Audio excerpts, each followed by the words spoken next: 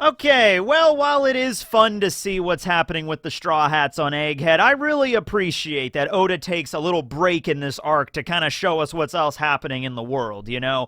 We got to see what's up with Kid, going out to Elbaf for a lovely breakfast, and then, Shanks was very nice. He covered the tab for him, right? Eustace and his crew show up. They're like, hey, we want some food, and Shanks, he was like, I'll take care of this one. Don't worry. Order as much as you'd like. You just gotta take out the trash after. And then Eustace was like, huh? Okay, that's weird. So that was an interesting episode. But now we're focusing on Koby and his one true love, the giant iron ball that he hugs the entire episode. Hey, you could say whatever you want about the Koby and Hibari shipping or even the Koby and Rebecca stuff, but let's be honest here, at the end of the day, it's the iron ball, okay? It's the internet. Somebody will probably anthropomorphize that iron ball, okay? Anyway, actually, I have some questions about the iron ball. I actually want to know some stuff about the iron ball. We'll get to it when we get to it, all right? So this is episode 1113. We're cutting over to Hachinosu, and the very first thing in the episode, a very good change with the way that they did this, because the chapter kind of just starts with Koby running around Hachinosu with Iron Ball Chan and all the other people that are with him, like all the kidnapped people that are being sold as slaves and all that stuff. So they're running around Hachinosu, and we see how most of this happened through flashback in that chapter.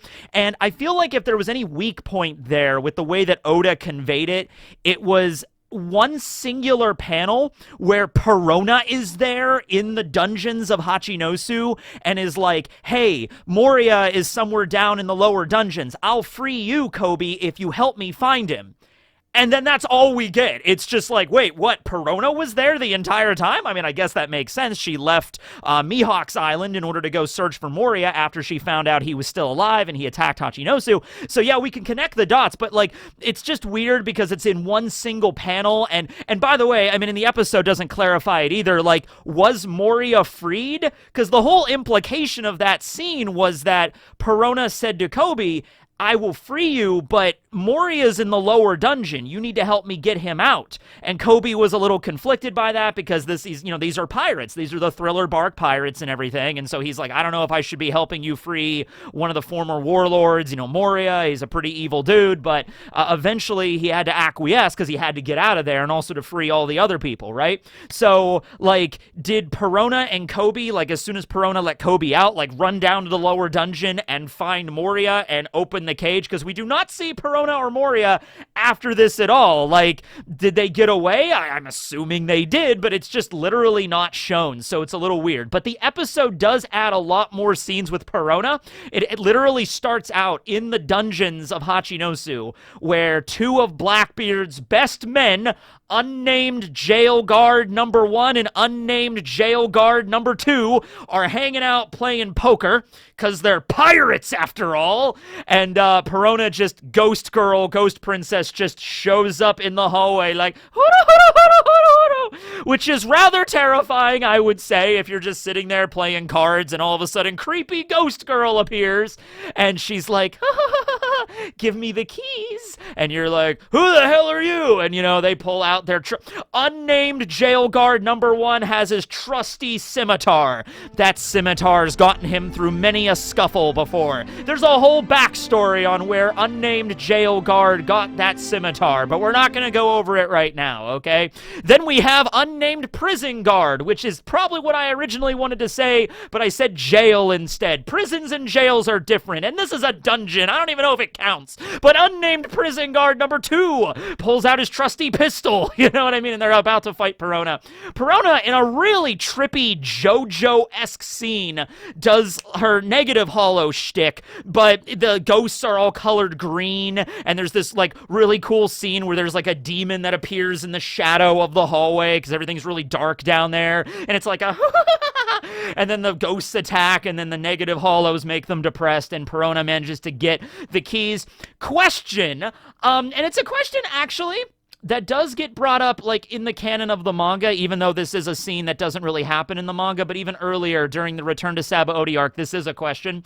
So, before the time skip, Perona's abilities seem to be, like, she can only fly and phase through matter and become ethereal like a ghost when she astral projects from her body. But the ghost, very crucially, cannot affect matter. Like, remember, she does that thing with Usopp. She tries to psych him out where she's like, I am a ghost. I can reach inside of your chest and crush your heart. And Usopp is like, ah. And then she's just like, actually, I can't do that. But she can summon, like, the mini hollows to, like, explode things. But very crucially, she cannot touch anything, okay? She just float around. So during the Return to Sabaody arc, after the time skip, she's shown to be able to float, like fly on her own while also interacting with the world. And here, is she, like, still astral projecting, or is she in her real body? Because she walks on the ground at a certain point, and she gets the keys from the guards, but then it seems like, if you go back and watch the episode, I watched the scene a couple of times, I'm not really sure, it looks like she just phases through the wall. Like, there's a big, you know, giant grated door, you know, like you open up to go into the dungeon, and Perona doesn't actually use the keys that she stole from the guards to, like, unlock the door and go into the dungeon. She just, like, let's go, everybody, and the ghosts are with her, and they're like, oh, and then she just fades through this giant, you know, jail door.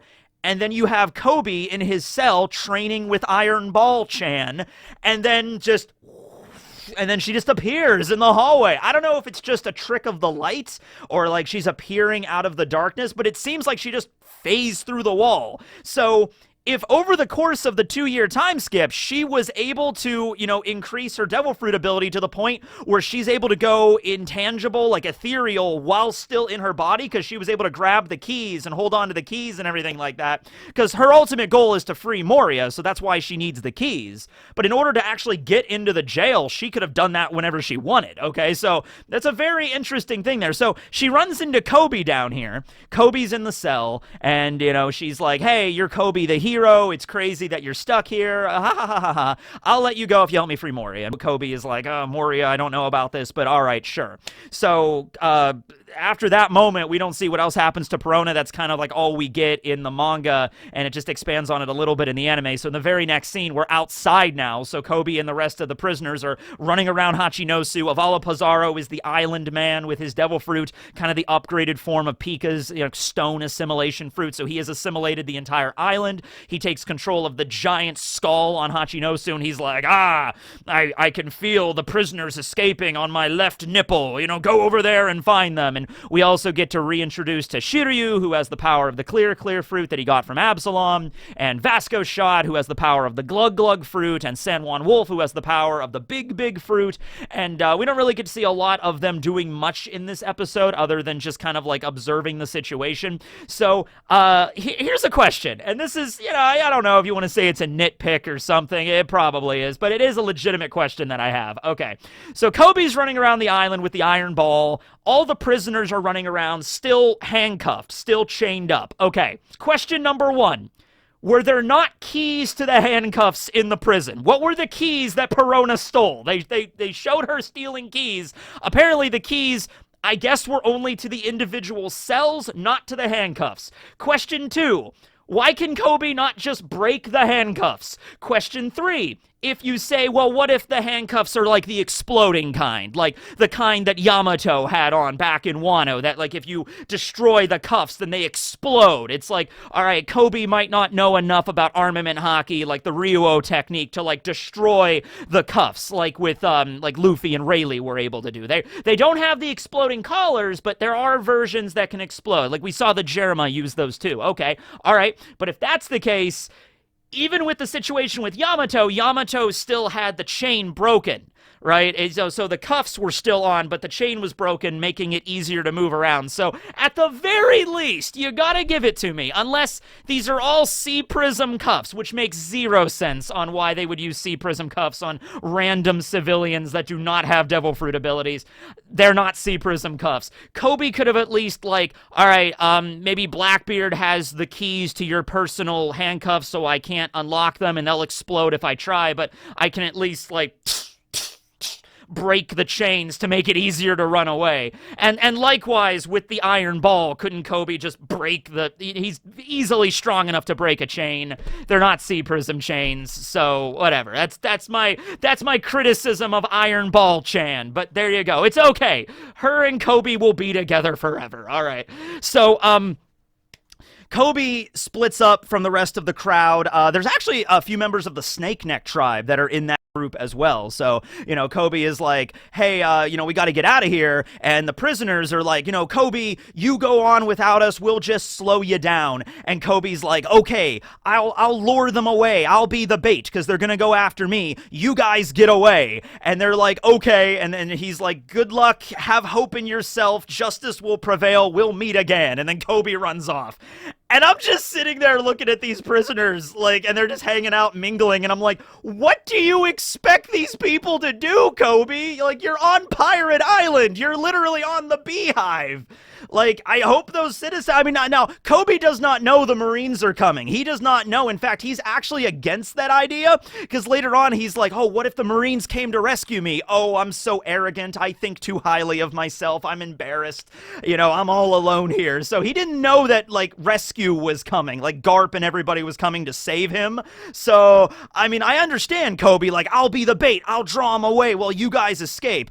But good luck, you're on Pirate Island. I don't know how the hell you're going to get out of here. See, this would have been a perfect point to introduce Perona. This would have made way more sense if Perona and Moria were still with them. So, Koby could be like, all right, they definitely want to go after me because then we have the flashback with Blackbeard and Koby and Aokiji and everybody when they're in Blackbeard's, throne room and Koby's all chained up and Blackbeard's going over his master plan. The reason they kidnapped Koby was Zahahaha!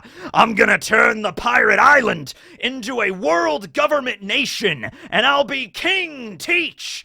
I'll be King Blackbeard, And by the way, Blackbeard's plan with that, I think it's kind of the same deal that he was why he wanted to become a warlord to begin with. It's all massive amounts of subterfuge and everything. I don't think Blackbeard is particularly interested in, becoming a king in the sense of, joining the reverie and hanging out at the table and talking to other kings and being involved in politics. I think it was literally just a stepping stone to something greater, just like everything else in Blackbeard's life. I don't think that was his end goal, was just to make Hachinosu a legitimate nation. It's a stupid idea to begin with. Under no circumstances is the government going to allow that, all right?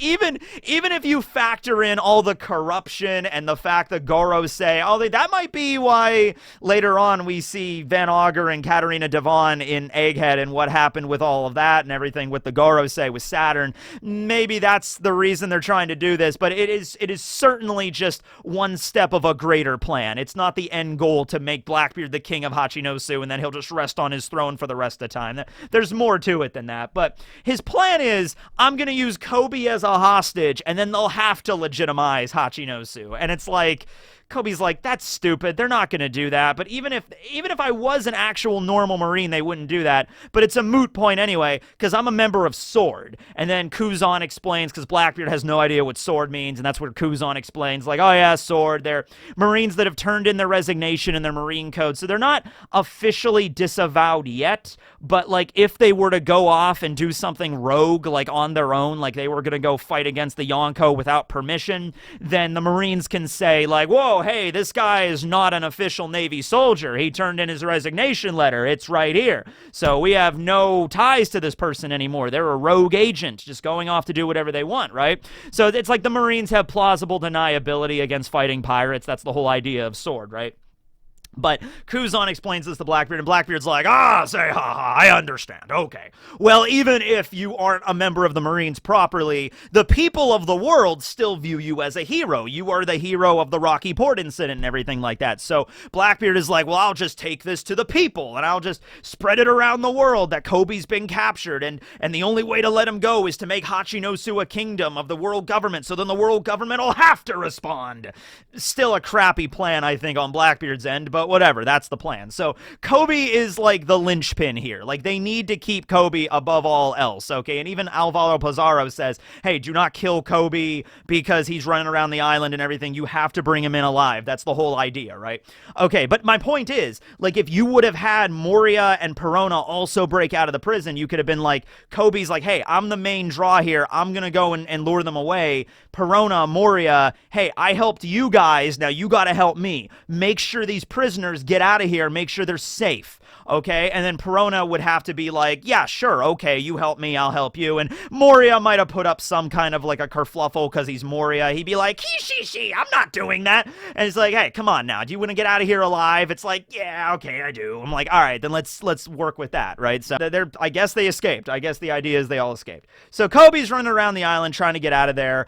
There is a scene added in that boobs, of course. Koby's like trying to escape the pirates, and he runs down an alley. I don't know if he accidentally wanders into like the pleasure district of Pirate Island, but he's like running down the hallway, and he just absolutely boing, just bounces into this lady's boobs, this like pirate lady's boobs, and just like, we thought you were so docile, but you're rather bold, are you not, Koby? And Koby's like, I'm sorry, ma'am, I didn't mean to, I'm just gonna go.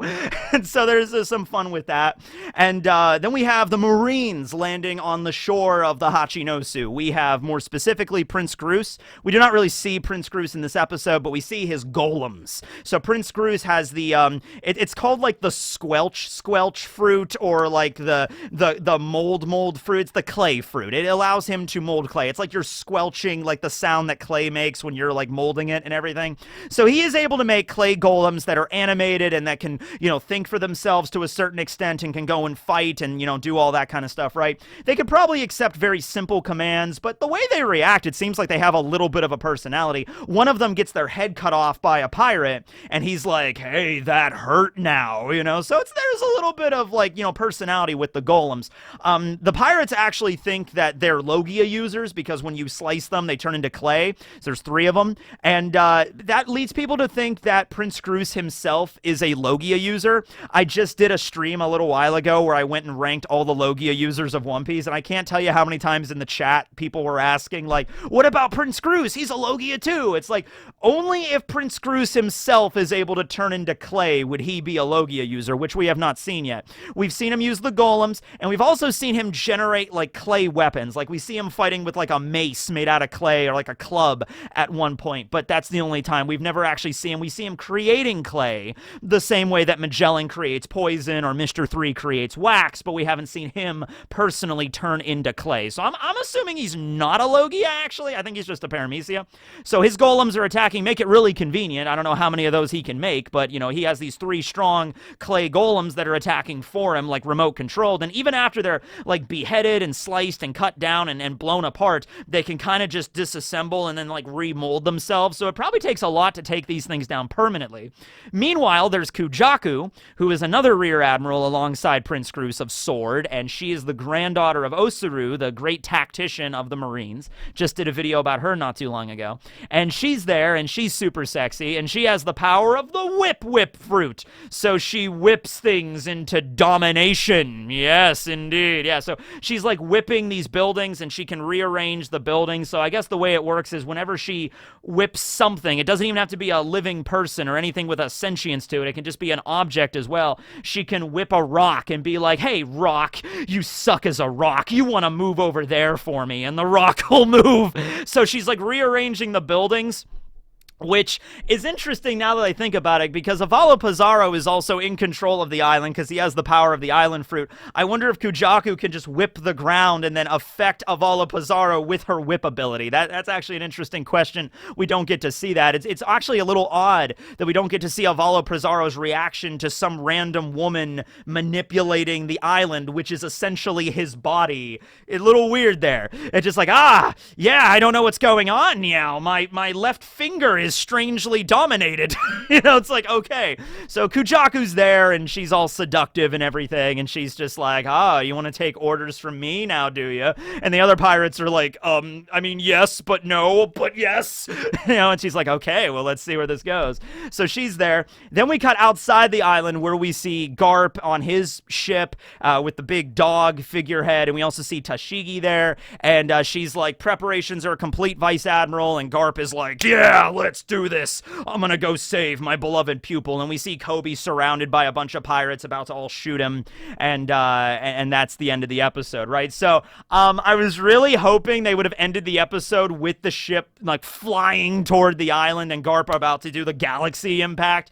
I also still want to know how the hell the ship launched into the air. Because if you go back and look at the chapter, it looks like the ship did a coup de burst, but it doesn't have a vent on the end like Thousand Sunny does. It just has a regular rudder. So somehow, I don't know what they did. I guess we'll see it in the next episode. They have to show it with a little bit more detail, how the ship like launches itself into the air.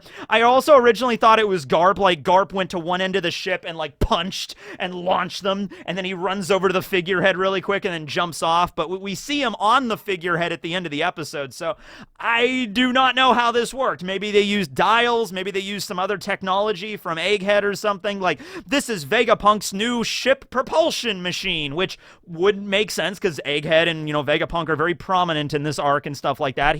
Hibari ends up using the gunpowder stars, not the gunpowder stars, that's Usopp's kind of thing. The gunpowder bullets kind of thing that will, you know, turn gunpowder into flowers whenever they, you know, get shot with it. So, you know, there's a lot of Vegapunk tech that's being used here. So it would be cool if it was something like that allowed the ship to be propelled such as this, like very much like the Thousand Sunny. Maybe just Vegapunk arrived at a different conclusion, right? But yeah, so we're going to see a proper introduction to Hibari and Prince Groose in the next episode. We're also going to see more of Kujaku there. It's going to be really nice because Hibari and Koby have this really cute like back and forth with one another. There's a whole backstory where Koby saved Hibari's pet bear on the battlefield and gave it back to her, and she's very smitten with Koby, but she doesn't know how to express that. And also her dad might be a Kainu because they both speak in a Hiroshima dialect. And Oda's kind of talked about this a little bit on the SBS, not about Akainu, but talking about Hibari and Koby's relationship and how Oda is like oblivious with a lot of this stuff. He's like, I don't really know how to write romance, so I'm not really sure if Koby is picking up on this or if Hibari, how she feels for Koby, but I don't know, there's something there, you know. It's basically Oda. This is not a, if you're looking for a romantic shoujo manga, One Piece is not the first one I'd go to, but you know, there's shipping for days, certainly.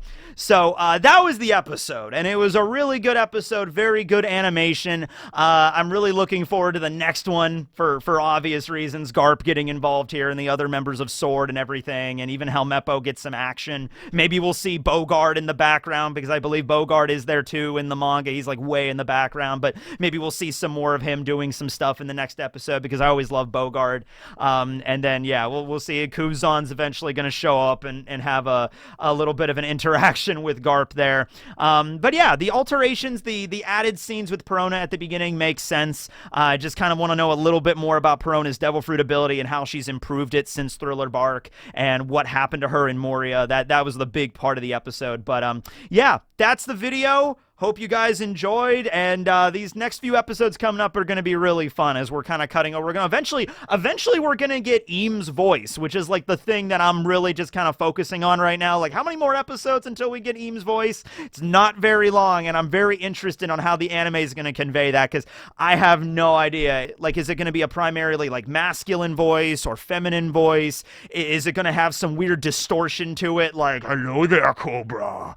You know, like, is it going to, like, what is Eam's voice gonna sound like? I have no idea. And this is something they would have had to go to Oda for directly, like, because there's like, this is some weird like being that rules the entire government who's like immortal, and like how do you convey that? So Oda had to have given notes on like Eam's voice and like in the way, well, Eam talks in a very old school like second person kind of dialect. It's very strange. In the English dub or the English viz, like the closest they have is translating it to like these and and thous. Thou art cobra, are thy not? You know, something like that. But in Japanese, it's more of like, this one is Eam. You are cobra. You will now ask 2 questions to this one. It's a very strange way to talk. But yeah, I'm looking forward to that. So anyway, that's video. Hope you all enjoyed. One Piece is back this week, and see you then. This will be Teching, signing out. Go to that end screen. Hodo, hodo, hodo.